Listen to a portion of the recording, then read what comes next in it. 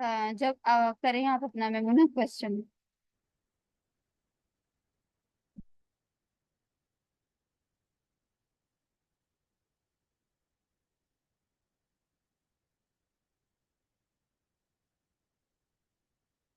जी ma'am, मैंने question करना था। जी करें। जी मैम, मेरा सवाल ये है कि जैसे अभी आपने ये फेयर की टाइप्स बताई जो डिफरेंट डिफरेंट टाइप्स के फोबियाज होते हैं। तो मेरा सवाल ये है कि मिस ये हमारे दिमाग में अचानक आ कहाँ से जाते हैं। अच्छा, कुछ बच्चे होते हैं कि जैसे वो शुरू बचपन से ही अंधेरे से डरते हैं या ऊंचाई से डरते हैं। जैसे किसी के घर में छत है तो छत पे अकेले नहीं जाते। वरना अक्सर बच्चे जैसे होते हैं ना कि छत पे खेलने के लिए चले जाते हैं, तो कुछ बच्चे होते हैं कि जिन्हें सीढ़ियों से खौफ आ रहा होता है। बाकी बच्चे चले जाते हैं तो कुछ बच्चे नहीं जाते, उनको अंदर से एक डर होता है। तो जैसे ये ऊंचाई का खौफ होता है बच्चों को कि गिर ना जाऊं या कुछ, घेरे में नहीं जाते, पहले नहीं, जैसे आपने बताया। तो मिस ये अचानक से ये खौफ हमारे अंदर आते कहाँ से? क्या इसके पीछे कोई चाइल्डहुड ट्रॉमा होता है या कोई बचपन के ऐसे वाकयात होते हैं? तो ये इसकी वजह क्या होती है बेसिकली, एक ये बता दीजिए। और दूसरा मेरा क्वेश्चन ये मिस कि अगर ये जो आपने बताया कि ये जो अननोन फेयर होते हैं, तो जैसे एक मतलब मैं आपको खवातीन में बताऊं ज्यादातर कि जो लड़कियां शादी होके जाती हैं इन लॉ से रिलेटेड, उनको जो है ना वो कुछ मसले मसाइल जो शुरू होते हैं शादी के बाद। तो जो वहाँ पे सास का बिहेवियर होता है, कंट्रोलिंग नंदों का बिहेवियर होता है, या हस्बैंड होते हैं, तो बाजे टाइम ऐसा होता है कि वो हस्बैंड जो होते हैं वो उनको कहा जाता है कि ये मिजाजी खुदा है, तो इनकी माननी है। तो अल्लाह की माननी है या नहीं माननी वो तो बात की बात है, मगर हस्बैंड की माननी है। तो एक ये जो थ्रेटन किया जाता है ना, मेरा कहने का मकसद ये है कि साइकोलॉजिकली टॉर्चर जो किया जाता है एक लड़कियों को, तो ये जो उनके दिमाग में फेयर आते हैं, तो क्या वो भी अननोन फेयर में आते हैं? या जैसे लड़कों की कहीं जॉब लगी, अभी जैसे आपने एक फेसबुक पे आपने वो डाला था लिंक अभी कुछ दिन पहले, तो आपने बताया था कि वो जो है ना कि काम करने की जगह पे जो है वो क्यों इतनी पॉलिटिक्स होती है। तो कुछ लोग होते हैं कि वो चाहते हैं कि भाई हम आगे रहें, हमसे आगे कोई बंदा दूसरा ना निकल जाए। तो जो बेचारा ईमानदार होता है वो पूरी मेहनत से काम कर रहा होता है, उसने पूरी फैमिली को पीछे सपोर्ट करना होता है, तो ये लड़कों में भी फियर और एंजाइटी होती है। तो क्या ये सारे बिहेवियर भी इसी में आते हैं कि हमारी नौकरी ना चली जाए या कैसे सरवाइव करेंगे इस माहौल में? ये थोड़ा सा बता दीजिए। ठीक है, आपको जो है वो स्क्रीन शो हो रही है आप सबको?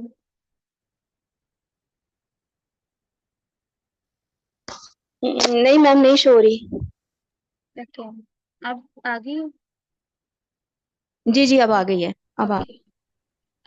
पहली बात तो ये, डेफिनेटली आपके फियर आपके चाइल्डहुड ही होते हैं आपको, यानी अच्छा ये सडन भी हो सकते हैं, चाइल्डहुड भी हो सकते हैं, या आपके जेनेटिकली भी हो सकते हैं। आपकी अम्मा को एंजाइटी या आपके पेरेंट्स को भी एंजाइटी हो सकती है, आपकी फैमिली में मेंटल डिसऑर्डर्स भी हो सकते हैं। ये डिपेंड करता है ना कि जब हम जीन्स को देख रहे होते हैं तब हमें पता चलता है कि कहाँ पे इशू है। अब ये चीज तो डिपेंड कर रही है ना कि आपका इशू कहाँ कहाँ पे फॉल करता है। जरूरी नहीं होता है कि आपके वालिदैन को जो है वो अगर मेंटल डिसऑर्डर है तो वही आपके काउंट होंगे। अगर वो चीजें आपकी फैमिली में भी किसी को हो ना, यानी कि आप कह लें कि आपके मामू में, दादा में, चाचा में, कजन्स में, आपके ब्लड रिलेशनशिप में कहीं पे भी चला जाता है ना बंदा, तो हम ये कंसीडर करते हैं कि ये जेनेटिकली रीजन है। और स्किज़ोफ्रेनिया मोस्टली लोगों को जेनेटिकली ही होता है क्योंकि जीन्स में मौजूद होती है वो जर्म्स, और इसी वजह से लोग क्या कहते हैं वो ट्रिगर कहीं पे भी लोग कर जाते हैं। जरूरी स्किज़ोफ्रेनिया में जरूरी नहीं है कि आप ट्रिगर करते हो, तो उसके लिए आपकी जीन्स ही जरूरी है। ट्रिगर बंदा किसी भी हादसे के बाद भी कर सकता है।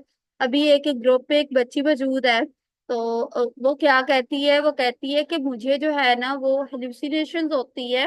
हेलुसिनेशंस क्या होती है उसको, कि उसको ऐसा लगता है कि अगर वो बुक को ओपन करती थी उसके बुक के पेपर में उसको अपने फादर की तस्वीर नजर आती है। एक ये चीज उस बच्ची ने कही, और दूसरी उस बच्ची ने कही कि मैं इंसेक्ट्स को देखती हूँ तो इंसेक्ट्स को देखने के बाद मुझे ऐसे लगता है कि वो इंसेक्ट्स मेरे जिस्म के ऊपर चल रही है। मैं उसको अपने जिस्म के ऊपर चलता हुआ महसूस करती हूँ, फिर उसके बाद मैं क्या करती हूँ कि मैं उस इंसेक्ट को पकड़ लेती हूँ, और मुझे ऐसे लगता है कि अभी मेरी जो है ना हाथ में वो इंसेक्ट मौजूद है, जबकि वो रियलिटी में मौजूद नहीं होती है। और मैं शीशे में खड़े होके लोगों से बातें करती हूँ, और मुझे ऐसे लगता है कि शीशे के अंदर जो है ना मेरी दोस्त वगैरह मौजूद है। That's called schizophrenia. Wrong fixed belief, but pain भी आपको महसूस होती है। आपको उतना दर्द भी मिल रहा होता है, आपको वो इंसेक्ट्स के चलने का, उसके बाद जो आपको एक रेस्टलेसनेस की पॉइंट होती है वो भी आपको महसूस होता है इस फियर की वजह से। ये होते हैं स्किजोफ्रीनिया, और उसमें ट्रिगर करती है उसके बाप की डेथ। उसके बाप की डेथ होती है, फिर उसके बाद वो एक ट्रॉमा हो गया, उसके बाद वो ट्रिगर कर गई स्किजोफ्रीनिया में। स्किजोफ्रीनिया में आपके न्यूरोलॉजिकल यानी कि आपके जो दिमाग में होते हैं ना, वो अप एंड डाउन होते हैं न्यूरो ट्रांसमीटर्स जब आपके अप एंड डाउन हो जाते हैं, और फिर उसके बाद आप जो है आप ट्रिगर कर जाते हैं। ये होती है। अब दूसरी ये चीज, ये सडन भी हो सकते हैं, आपके चाइल्डहुड ट्रॉमा भी हो सकते हैं। सोशल एंजाइटी में ये होता है कि पेरेंट्स आपको बाहर नहीं जाने देते हैं, बच्चों को खेलने नहीं देते हैं, अब वो डर और खौफ रहते हैं। आप कभी भी बचपन में इंट्रोवर्ट जो होते हैं वो बहुत ज्यादा खौफजदा रहते हैं, उनमें बहुत सारे चांसेस होते हैं वो डिप्रेशन का शिकार हो जाए, क्योंकि वो लोगों से अपने मसले बयान ही नहीं करते हैं। एक्सट्रोवर्ट तो जो है वो बोल बोल के अपने मसले को बता देगा कि मुझे ये तकलीफ है, मुझे ये तकलीफ है। इंट्रोवर्ट कभी भी नहीं बताएगा, वो अपने डर को अपने अंदर ही रखेगा, और एक पॉइंट के ऊपर जाके अगर उसके अप एंड डाउन है वो किसी को नहीं बताता है। फ्रेंड सर्कल नहीं आपके बन रहे हैं, लोगों में आइसोलेशन है, आप अकेले तन्हा रहते हो, आप कहीं पे भी जाकर ट्रिगर कर सकते हो। अब दूसरी बात ये आती है, देखो ससुराल में, ये तो हमारा एक मुआशरे का कॉन्सेप्ट है। ये जरूरी नहीं होता है कि सासें अच्छी नहीं होती हैं, ये जरूरी नहीं है कि नंदे अच्छी नहीं होती हैं। मैंने इतनी अच्छी पोलाइट नंदे भी देखी हुई हैं कि कई कई बार सोच के यकीन आता है कि हाँ दुनिया में अच्छे लोग हैं। लोग अपनी हमारी अपनी फैमिली में भी ये चीज है। मेरी अपनी भाभी हमारे मुंह से अपनी तारीफें करती है, हम भी उनकी नंदे हैं, हम भी उनके ससुराल वाले हैं। वो अपने अम्मी के घर नहीं जाती हैं शादी, वो अब हम उनकी अम्मा उनको बुलाती रहती हैं, वो नहीं जाती हैं। वो क्यों नहीं जाती हैं, उसके पीछे क्या वजह है?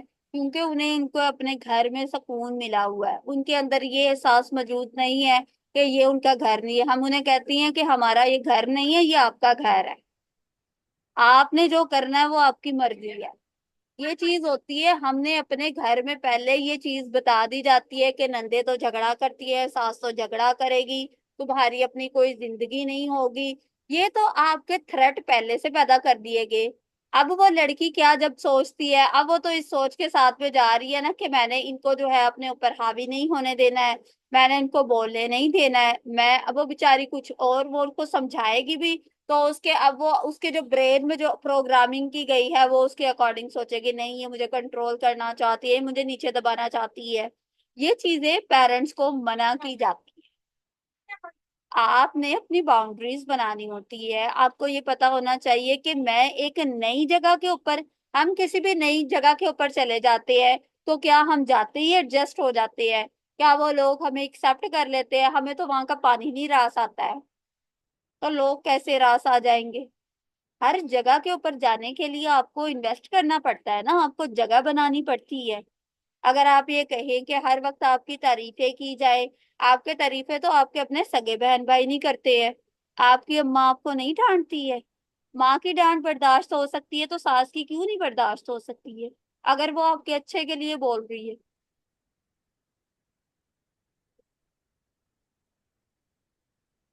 क्या कहती हो मैं हबीबा?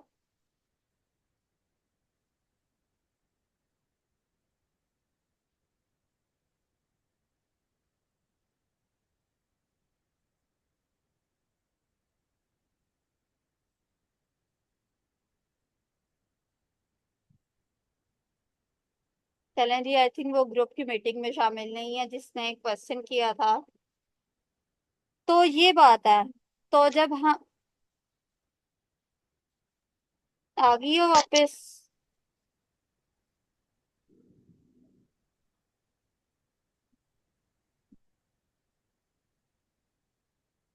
तो ये चीज होती है कि हमें जो है ना वो प्रिपेयर किया जाता है नेगेटिव चीज के लिए, हमें कभी भी पॉजिटिव चीज के लिए प्रिपेयर नहीं किया जाएगा। अगर हम अपनी बच्चियों को पॉजिटिविटी के ऊपर इंगेज करना स्टार्ट कर देंगे ना तो रिश्ते खत्म नहीं होते हैं, झगड़े नहीं होते हैं। अगर वहां पे अंडरस्टैंडिंग हो, वहां पे कम्युनिकेशन हो, फिर इश्यूज नहीं बनते हैं। बात होती है कि कम्युनिकेट करना है आपने, आपने अपने मसलों को कम्युनिकेट करना है, आपने अपने रिलेशनशिप को इम्प्रूव करना है, या आपने उसको खराब करना है, इट्स अप टू यू। इसका आपने खुद फैसला करना होता है। मैम आपको आवाज आ रही है मेरी? जी आ रही मैं है समझ फातिमा। जी जी मैम, मैं समझ रही थी शायद मेरे पास ना सिग्नल नहीं आ रहा है, क्योंकि अभी बीच में आवाज रुक गई थी ना, तो इस वजह से मैंने माइक ओपन नहीं किया था अपना। हम्म। मिस मेरा सवाल ये नहीं था। मेरा सवाल ये था कि जिस जगह पे आप मौजूद हो वहां पे आपके खिलाफ पॉलिटिक्स हो रही हो, या आपको कोई भी फेयर, जैसे आप जो भी वीडियो फेसबुक पे अपलोड की थी, तो आपने उसका लिंक शेयर किया था ना कि जो काम करने वाली जगह पे पॉलिटिक्स स्टार्ट हो जाती है तो उन लोगों को ये फेयर होता है कि हमसे आगे ना बढ़ जाए। तो अब वो बंदा जो ईमानदार है, वो अपने हक हलाल के पैसे कमा रहा है, वो किसी की बुराई में नहीं है, लेकिन हम्म। उसके खिलाफ पॉलिटिक्स या इन लॉज में जाके जो लोग सफर करो। मिस देखें, बाज़ टाइम ऐसा होता है कि 21-21 साल भी हमारे यहाँ औरतें सफर करती हैं, 25-25 साल, 28-28 साल। वो बेचारियां अपने पास से अपना 100% दे रही होती हैं, मगर आगे देखें, आपके घर में तो माशाल्लाह ऐसा मसला नहीं है जैसे अभी आपने मिसाल दी, लेकिन हम्म। बहुत सैड हमारे यहाँ की ये है कि हमारे यहाँ 98% घरों का ये मसला है कि वो जब एक आने वाली को लेकर आते हैं तो वो उसको एडजस्ट नहीं होने देते, वो उसे एक्सेप्ट ही नहीं करते कि अगला बंदा भी हमारे घर का हिस्सा है, कि वो सब एक ग्रुप बना के बैठ जाते हैं और ये समझते हैं कि जो है ना, ये हमारा घर है और हम तो पहले ऐसे रहते थे और हम तो ऐसे ही रहेंगे। मेरे कहने का शाहबाज मतलब ये एक कि मिनट रुक जाओ। जी जी मिस, आपको आवाज आ रही है? हाँ आप बोलो। जी।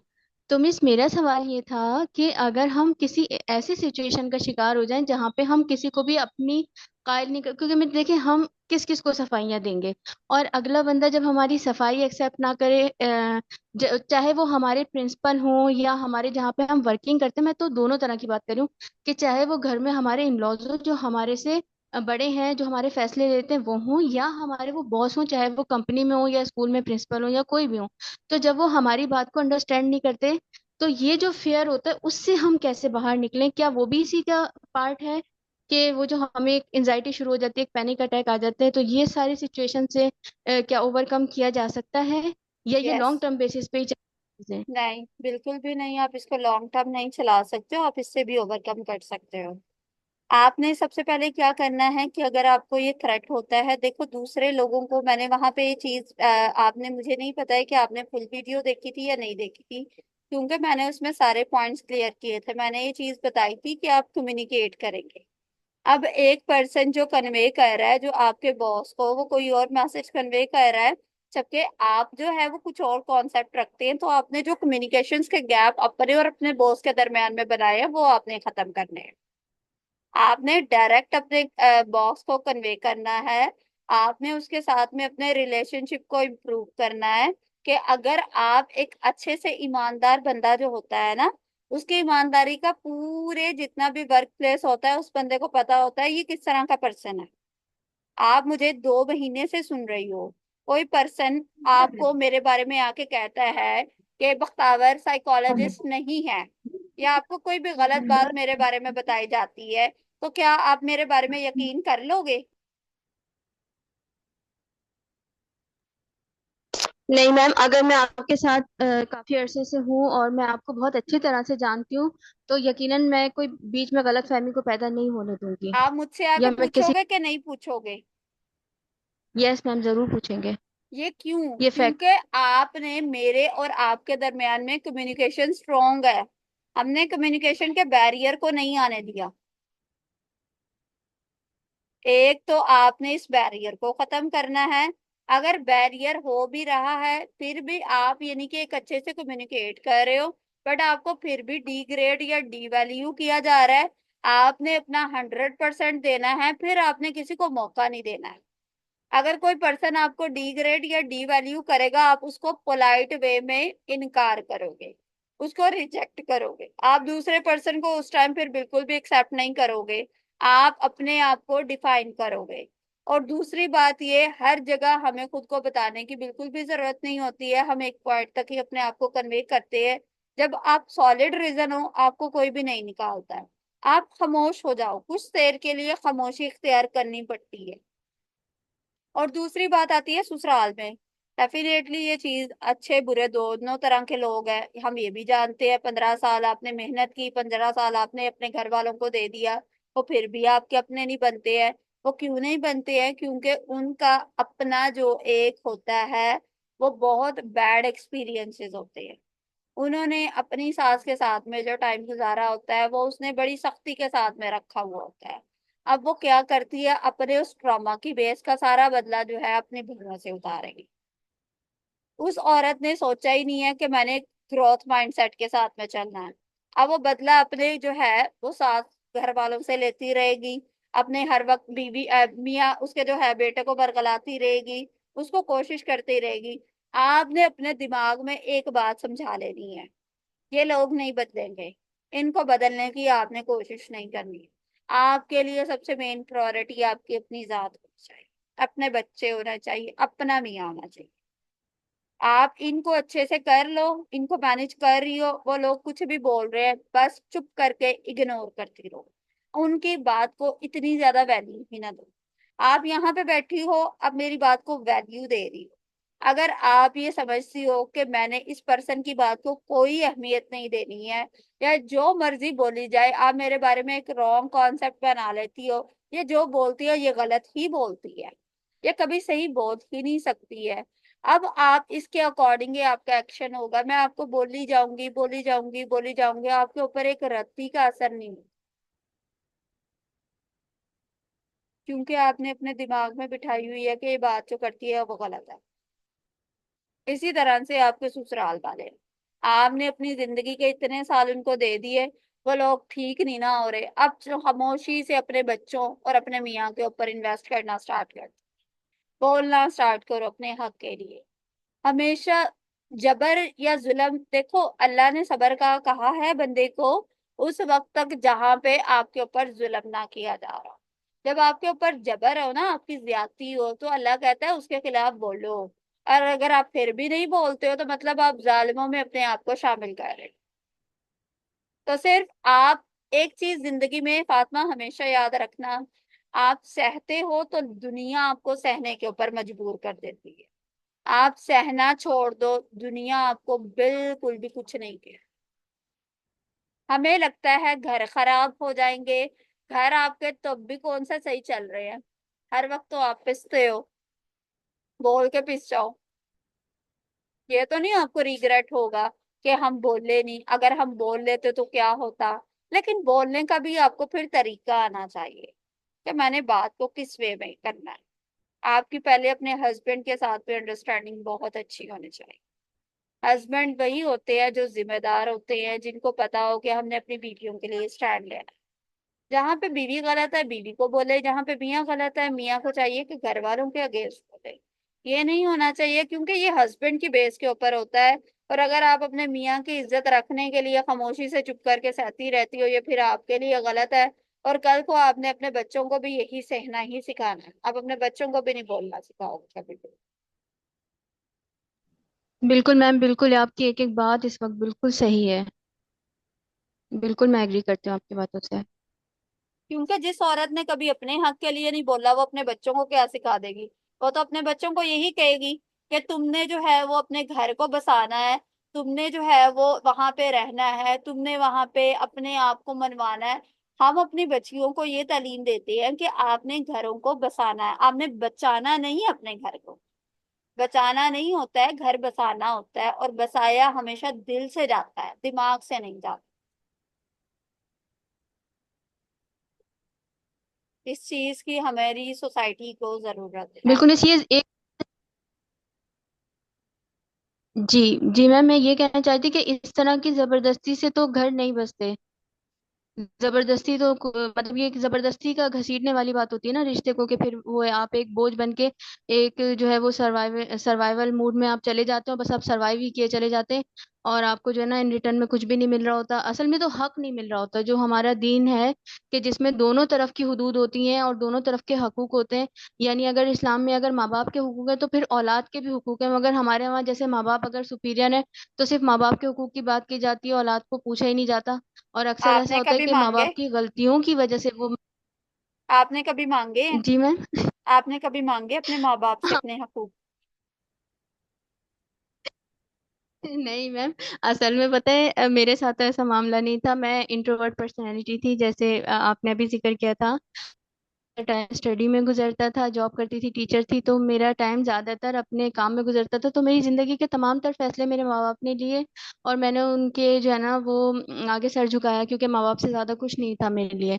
मगर कुछ फैसले उनकी जिंदगी के लिए वे मेरी जिंदगी में जो है ना वो बहुत ज्यादा एक वो बन गए कि मेरी समझ में नहीं आया कि मैं उनसे कैसे ओवरकम करूं। और जब मुझे फिर उनकी जरूरत पड़ी उस चीज से निकलने के लिए, तो बदकिस्मती की बात है कि उन्होंने मेरा साथ नहीं दिया।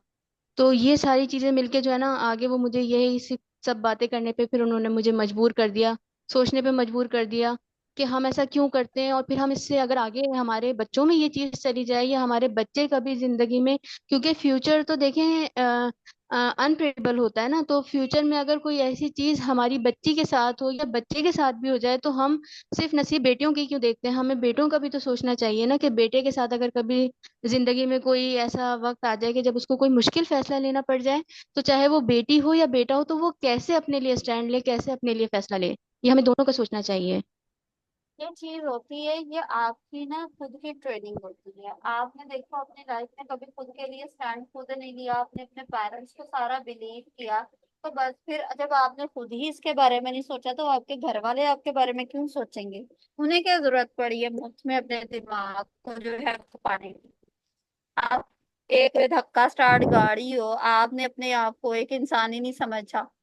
जो इंसान है उसकी जरूरियात भी है, उसे प्यास भी लगती है, उसे कपड़े की भी जरूरत है, उसे खाने खाने की भी जरूरत है, उसका भी दिल करता है हर चीज करने का। जो चीजें आपने अपने घर में बर्दाश्त करती रही, वही आपने आके अपने ससुराल में किया। आपने खामोशी इख्तियार की होगी, आपने कहा होगा कि मैं अपने घर को बसाऊंगी, मैं अपने घर को बिल्कुल भी खराब करने की कोशिश नहीं करूंगी, और चुप करके आप सहते रहे। अब सहते सहते जब पानी सर से ज्यादा ऊपर गुजर गया, अब ये चीज आपको डिस्टर्ब करती है कि और कितना बर्दाश्त करना है। जिस बंदे ने कभी बोला ही नहीं भाई, उसकी आवाज भी कोई नहीं सुनना चाहता है। मेरी सही एक बात है मैम, स्टूडेंट सही। है। पहले आप जैसी टीचर पहले कोई आप जैसी टीचर नहीं मिली थी ना समझाने के लिए। तो अब समझ में आई हैं चीजें, ऐसा नहीं है कि नहीं आई। और मैं शुक्रगुजार हूँ इस मामले में आपकी, कि आपने बहुत कुछ सिखाया। और आज जो इतनी सोचें चेंज हुई हैं, वो सिर्फ आपकी बदौलत ही हुई हैं। और ये फ्री ऑफ कॉस्ट आपके इतने वेबिनार, आप यकीन करें जो लोग मैं समझती हूँ कि अगर वो आपके ये यूट्यूब चैनल से ही लेक्चर सुने और फेसबुक पे जो आप वीडियोस डालती हैं, तो उन्हें बहुत कुछ अपनी जिंदगी में ऐसा हो जो फ्री ऑफ कॉस्ट सही करने को मिल सकता है। अगर लोग सीखना चाहें, लोग समझना चाहें, तो बहुत कुछ ऐसा समझ सकते हैं, सीख सकते हैं आपसे, कि जो बातें आप करती हैं ना जितने डीप डाउन जाके, और जिस तरह से वो हेल्पफुल हो सकती है लोगों के लिए, अगर लोग खुद उससे हेल्प लेना चाहें तो। ये चीज होती है फातिमा कि आपने सोसाइटी के लिए वर्क करना है, आपने पैसे के लिए वर्क करना है, इट्स अप टू यू। मैं चाहूँ मैं इसके लेक्चर्स बहुत अच्छे अच्छे एक्सपेंसिव भी दे सकती हूँ, मैं इन द फ्यूचर दूंगी भी, लेकिन ये चीज आपके लिए होनी चाहिए। पैसा एक अलग चीज होती है, सोसाइटी में अपना पॉजिटिव रोल आपने एक अलग पे करना। It's up to you. आपके अपने हाथ भरे हुए हैं ना, तो आपको किसी देते हुए अगले बंदे को देते हुए कोई तकलीफ नहीं। बिल्कुल बिल्कुल। ये चीज है। चले अब हम जाते हैं। जहां सेब का एक क्वेश्चन था, जहां सेब, ये बस मेरी दो स्लाइड्स रह गई हैं, फिर उसके बाद आपके ही आंसर क्वेश्चन स्टार्ट होंगे। आप इजीली कर लेना, ठीक है? आप तब तक ऐसा कर सकते हो कि आप जो अपना क्वेश्चन है ना वो चैट बॉक्स में लिख दो, तो मैसेज है ना उसमें अपना चैट बॉक्स में अपना आप क्वेश्चन लिख दो। अब बात करते हैं कि हम फियर ऑफ अननोन को किस तरह से ओवरकम कर सकते हैं। आपको सबसे पहले पता होना चाहिए कि आपको फियर है, आपने उसको एक्नॉलेज करना है, आपने उसको अंडरस्टैंड भी करना है और उसको एक्सेप्ट भी करना है। जब तक आप अपने थ्रेट को या अपने फियर को या अपने इश्यूज को एक्सेप्ट नहीं करते हो, आप उसे ओवरकम नहीं कर सकते। ओवरकम हम चीजों से तभी कर सकते हैं जब हम उसको एक्सेप्ट कर लेते हैं। जब आपने उसको देखा कि मेरा ये फियर है, आपने उसको एक्नॉलेज कर लिया, आपने उसको एक्सेप्ट कर लिया, अब आप उससे ओवरकम करने की तरफ जाओगे। आप अंडरस्टैंड करोगे कि मुझे फियर किस चीज का है। मुझे फियर जो है वो जानवरों का है, मेरा ट्रिगर कहाँ पे पॉइंट किया था, क्या मैंने सोचा था, इसके पीछे की कॉज कहाँ बनी थी, वो सारे थॉट्स आपने इसको देखने हैं, आपने सोचने हैं। अगर यानी कि आपकी अंडरस्टैंडिंग की एक लेवल होगी, हम लोग लोगों को बिहेवियर्स की मॉडिफिकेशन करवाने के लिए हम लोगों को चार्ट लिखवाते हैं। 4 स्टेप्स होते हैं। पहले, सबसे पहले आपने अपने फियर लिखने हैं। आपने सारे अपने फियर लिख लिए। फियर लिखने के बाद आप ये देखेंगे कि आपने सेकंड पॉइंट पे लिखे, जब आपको फियर आया तब आपके दिमाग में क्या सोच चली, आपकी क्या सोच है, ये आपका सेकंड पॉइंट है। फिर इसके बाद आपने देखना है कि आपने उस फियर के नतीजे में क्या रवैया अपनाया, आपका रवैया, आपके बिहेवियर। फिर उसके बाद हम लिखवाते हैं कि आपके इसके क्या अफेक्ट आ रहे हैं, कि आपको ऐसा लग रहा है कि मैंने अच्छा नहीं किया, मुझे इसको स्केप नहीं करना चाहिए था, मुझे इसका मुकाबला करना चाहिए था। ये सारे पॉइंट्स आपने लिखने हैं। अब इसके बाद ये चीज है कि आपने क्या करना है।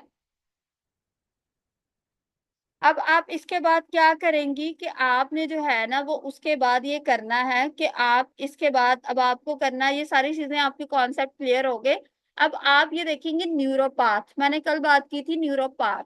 हमारे दिमाग में न्यूरोपाथ्स बन जाते हैं, रास्ते बनते हैं, जब हम एक ही थॉट को अपने माइंड में प्रोसेस करते हैं। अब मेरा दिमाग क्या करेगा कि मैंने जैसे ही मुझे कोई चीज नजर आई, मुझे इस चीज का फियर है कि पानी को देख लूंगी तो कहीं मैं डूब ना जाऊं। अब मैं जैसे ही पानी को देखूंगी, मेरा दिमाग क्या करेगा, मुझे रिवाइज करवाएगा मेरे उस थॉट को। वो कहेगा कि पानी को देखोगी तो तुम कहीं पानी में डूब ना जाओ, ये आपको थ्रेट होना स्टार्ट हो जाएगा। अब ये आपका एक पाथ बन गया है। अब आपने इसको किस तरह से यूटिलाइज करना है कि आप उसके अल्टरनेटिव न्यू पाथ स्टार्ट कर देंगे। एक बेस्ट मेथड है, हम अपने किसी भी इमोशन को चेंज कर सकते हैं उस विद इन सेकेंड में। आपका रोने का दिल कर रहा है, आप जाके अपना किचन में काम करना स्टार्ट कर, आप फौरन से आपका माइंड डाइवर्ट हो जाएगा। आपने उस वक्त बैठना नहीं है, आपने सोचना नहीं है, आपने कोई तवज्जो नहीं देनी है, आपने मूव ऑन कर जाना उस जगह से। आपको फियर हो रहा है, आपने वहां से निकल जाना है, दूसरी साइड के ऊपर आपने जाना शुरू कर देना है। आपने उसके अल्टरनेटिव वर्क करना है। आप 15 दिन तक उसके अल्टरनेटिव न्यू पाथ बनाएंगे। आपका दिमाग, उससे ये हेजिटेशन होगी, ये मुझे क्यों डिस्ट्रैक्ट कर रहा है, वो आपको एक दिन डिस्ट्रैक्ट करने में मसला कर देगा, 2 दिन मसला करेगा, 3 दिन करेगा, चौथे दिन आप उसकी ट्रेनिंग हो जाती। सुबह उठते ही कुछ लोग मोबाइल ओपन करते हैं, कोई परवाह नहीं है, टाइम वेस्ट होगा, लेकिन मोबाइल ओपन करना है, ये उनका एक पाथ है। सेम ऐसे ही आप अल्टरनेटिव पाथ बनाएंगे। आप करेंगे माइंडफुलनेस। माइंडफुलनेस मैंने ऑलरेडी अपने जो है ना वो, उसमें ये होता है, मुराकबा होता है, आपको आपके प्रेजेंट मूवमेंट में रहना सिखाया जाता है। मेरे 2 वेबिनार्स के पहले एक वेबिनार हुआ था, उसमें मैंने प्रैक्टिस करवाई थी, मैं उसको दोबारा नहीं करवाऊंगी। अगर आप इसको जानना चाहते हो उसके लिए आपको वो वाला जो है वेबिनार देखना पड़ेगा, और यूट्यूब के ऊपर उसका लिंक मौजूद है। माइंडफुलनेस प्रॉपर यानी कि इसमें हम लोग स्टेप्स चलाते हैं, स्टेप्स होते हैं, 3 स्टेप्स में हम लोग कंट्रीब्यूट करते हैं। सेंसेशन को प्लेयर सीकिंग बनाते हैं, आपको इमेजिन करवाते हैं आपकी सेंसेशन, जो आपकी 5 है, देखना, सुनना, चखना, छूना और टच। आपकी 5 सेंसेशन को यूज करवाना है, और आपकी वो चीज जो आपको खुशी देती है वो आपको इमेजिन करवानी है आंखें बंद करके।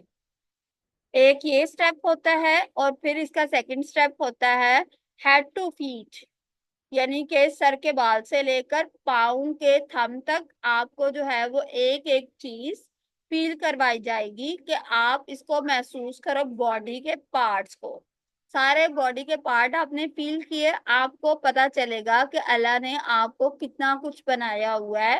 वो सारी चीजें आप अपनी बॉडी के पार्ट्स को जब फील करना स्टार्ट कर देते हैं तो आप फौरन से प्रेजेंट मोमेंट में आ जाते हैं। एक ये चीज होती है, फिर उसके बाद होती है हीलिंग प्रोसेस, ग्रेटिट्यूड। आपने शुक्रगुजारी करनी होती है, आपने यानी कि अल्लाह ताला ने आपको जो सारी चीजें दी हैं, आपको अल्लाह ने खाने को दिया, पहनने को दिया, कपड़ा, जूता, हर चीज आपको दी है। आपने उसकी सारी की लिस्ट बनानी। लिस्ट बनाने के बाद आप एक एक चीज के ऊपर शुक्र अदा करेंगे।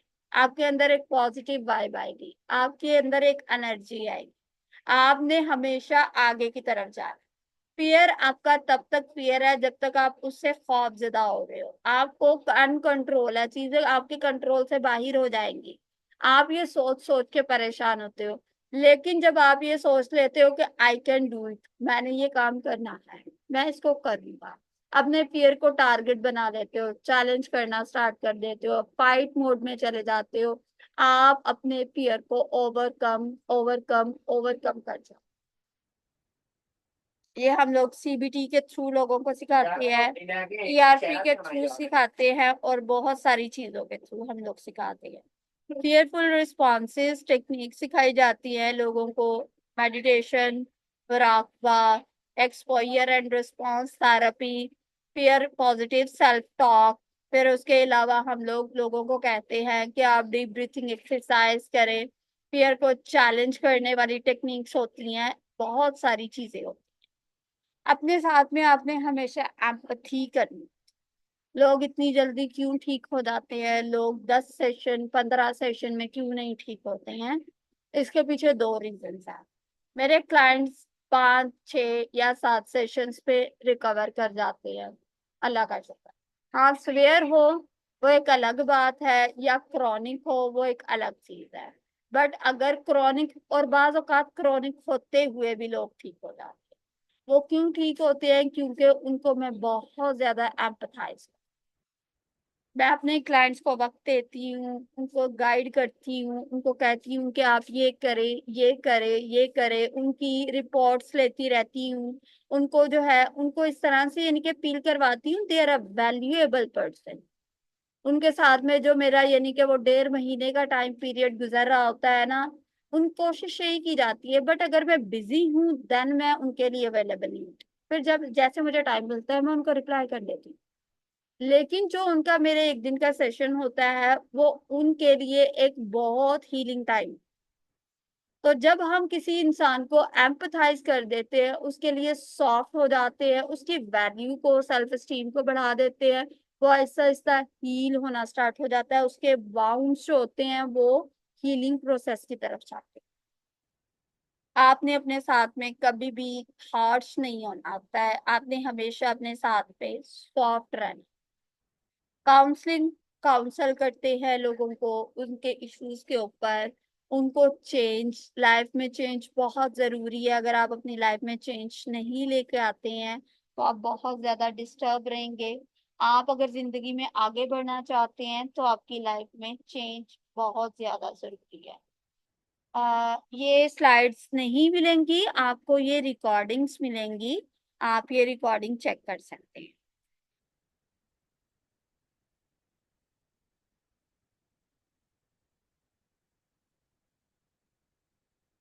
बोझ और बेचैनी रही है, बोझ और बेचैनी एक दिन में तो खत्म नहीं होती है जहाँ से, जहाँ बस आपको वक्त लगता है। आप ये तो नहीं कह सकते हो कि एक दिन के ट्रीटमेंट के बाद से मैं बिल्कुल ठीक हो जाऊंगा। हमने आपको दवाइयां नहीं दी होती हैं, हमने आपको साइकोथेरेपी के सेशंस होते हैं, आपके सेशन चलते रहेंगे, आप आहिस्ता आहिस्ता ये होंगे। एक सेशन में आप ये नहीं कह सकते हैं। एक सेशन होता है फर्स्ट हिस्ट्री टेकिंग सेशन, उसमें हम अपने क्लाइंट्स को उसकी हीलिंग टेक्निक्स बता देते हैं, उसके काम बताते हैं, और उसको हर चीज बताई जाती है। उसने अब वो 4 काम कर रही है, अब वो 4 काम उसके ऊपर, 4 5 काम जो होते हैं वो उसके 4 डेज या 5 डेज की एक्टिविटी होती है। अब वो करता रहेगा तो वो आहिस्ता आहिस्ता हील हो गए। आप ये नहीं कह सकते हैं मैंने आपको कोई दवाई तो नहीं ना दी थी, अभी खाएंगे और पेन किलर आपका पेन खत्म हो जाएगी। It's a time taking process, तो इस चीज को हमेशा याद रखा करें। तो ये था हमारा आज का वेबिनार, ये हो गए हैं हमारे सारे क्वेश्चंस। और क्वेश्चंस के लिए नेक्स्ट सेशन होगा, उसको आपने री अगेन दोबारा से ज्वाइन करना है। यहाँ तक अगर आपका कोई भी क्वेश्चन है वो आप पूछ सकते हैं, 4 मिनट की मीटिंग अभी मौजूद है।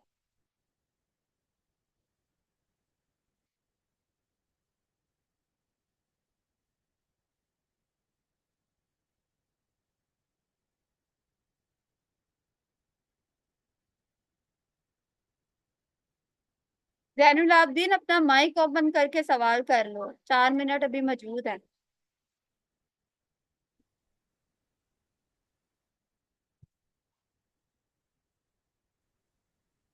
अस्सलाम वालेकुम मैम। वालेकुम अस्सलाम जी, सादिया। प्लीज जब डिस्ट्रैक्शन आती है ना, हम्म। जी। उसके उसके बाद ट्रैक पे आता था, उससे अगले दिन 2 दिन भी मुझे नहीं पड़ा जाता। तीसरे दिन मैं ट्रैक पे आती हूँ, या फिर कोई काम हो जैसे इलेक्ट्रिशियन का आना, इस तरह की चीजें। फिर 2-3 दिन जैसे आते हैं, फिर मैं मतलब स्टडी की ट्रैक पे तीसरे दिन आती हूँ। फिर इसी तरह ही ये साइकिल चलता रहता हम्म। ये साइकिल आपका इसलिए चलता रहता है ना, क्योंकि आपका वो जो आपके दिमाग में बैठा हुआ फियर है, जो आपका एक्सीलरेटर के ऊपर वो उसने यानी कि जो उसने किया था आपके ट्रेनर ने, वो आपका फियर अनहील है, वो आपके अंदर एक ट्रॉमा मौजूद है, ठीक है। तो वो चीज ठीक है। जैसे जैसे आपको ट्रिगर करती है तो आप फौरन से डिस्टर्ब हो जाती हो। कुछ लोग जब लोग एक इंसान जो मेंटली और फिजिकली फिट है ना, उसकी एक अलग चीज होती है, वो चीजों को इजीली मैनेज कर लेता है। लेकिन जो पर्सन किसी मेंटल डिसऑर्डर में या किसी मेंटली तौर पे इशू में सफर कर रहा होता है ना, तो उसकी लाइफ को इंगेज करना बहुत डिफिकल्ट होता है, उसको मैनेज करने में टाइम लगता है। तो इसीलिए आप जैसे ही आउट ऑफ कंट्रोल होती हो, आपके लिए अब वो स्टेट, आप उस वक्त कोई काम नहीं करती हो, आप किसी से बात नहीं करती हो, आप कहीं आना जाना पसंद नहीं करती हो, कोई इंसान बात करता है तो आपको उसका शोर करना भी अच्छा नहीं लग रहा होता है, क्योंकि आप उस टाइम ट्रिगर स्टेट में होती हो। और इस पॉइंट के ऊपर लोग जाके इतनी जल्दी अपनी मेंटल स्टेट को नहीं कर सकते। ये उन लोगों के लिए होती हैं जिनके यानी कि ये वेबिनार्स हैं awareness webinars. These are not a treatment webinars. ये आपको अपने माइंड में रखनी है। है। ओके। अवेयरनेस का मतलब होता है कि सोसाइटी में अवेयरनेस क्रिएट की जाए। ये कोई ट्रीटमेंट वेबिनार नहीं है कि आप इसके बाद आप बिल्कुल आपका फियर खत्म हो जाएगा, आपकी लाइफ बिल्कुल नॉर्मल हो जाएंगी। These are just only webinars, क्योंकि हम जिस सोसाइटी में रहते हैं वहां पे मेंटल इलनेस की एक्सेप्टेंस नहीं है। सोसाइटी एक्सेप्ट नहीं करती है, लोग ये समझते हैं these are a medical issues, क्योंकि इसमें आपको फिजिकल सिम्टम्स हो रही होती है, पाल्पिटेशन होती है, आपकी हार्ट बीट स्टार्ट तेज हो जाती है, nausea, vomiting and lots of other things.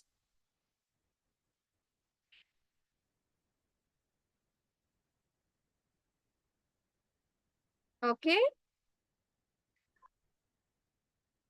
Yes ma'am. Ma'am मेरे साथ ये होता है, गैस्ट्रिक इश्यूज भी होते हैं, नोजिया वोमिटिंग भी होती है, डेफिनेटली होती है, क्योंकि ये तो उसके पाल्पिटेशन सिम्टम्स भी में होती है। शामिल है।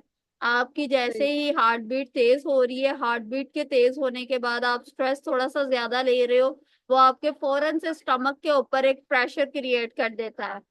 और प्रेशर क्रिएट होगा, आपका स्टमक खराब हो जाता है, आपका डाइजेस्टिव सिस्टम स्टार्ट होना लग जाता है, आपको डायरिया, आपको वॉमिटिंग होती है, आपको जो है चीज हजम नहीं होती, आपको ऐसा लगता है कि पेट, मैदे के ऊपर एक गैस का गोला मौजूद है, बहुत सारी चीजें होती हैं, ये आपके फिजिकली सिम्टम्स होती हैं।